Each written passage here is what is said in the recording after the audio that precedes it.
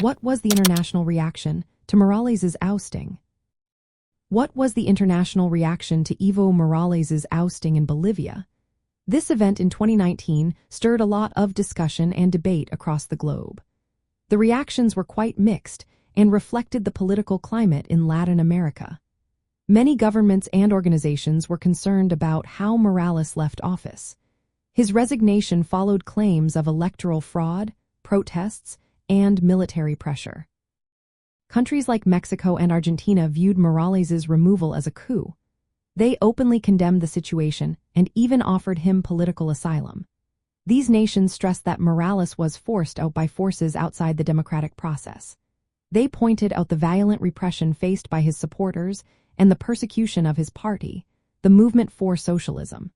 This perspective aligns with Latin culture, which often values social justice and resistance to foreign interference.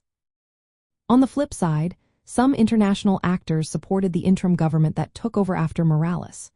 The Organization of American States reported irregularities in the election that led to the crisis. However, later evaluations raised questions about the accuracy of those claims. The United States government at the time, led by Secretary of State Mike Pompeo, praised the new interim president, Janine Áñez. They framed the transition as a correction to democracy. Many in Latin America saw this as interference and an endorsement of a right-wing movement against a popular indigenous leader. International organizations like the United Nations and the European Union took a more neutral stance.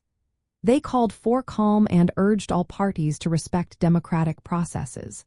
They emphasized the need for credible elections to restore stability in Bolivia.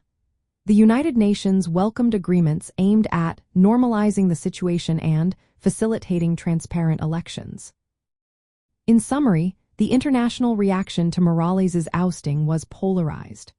Left-leaning Latin American governments and social movements viewed it as a coup against an indigenous leader and a setback for social justice. Meanwhile, other international actors accepted or supported the interim government, citing concerns about electoral integrity. This division highlights ongoing cultural and political issues in Latin America, where indigenous rights, sovereignty, and democracy are still hotly debated topics.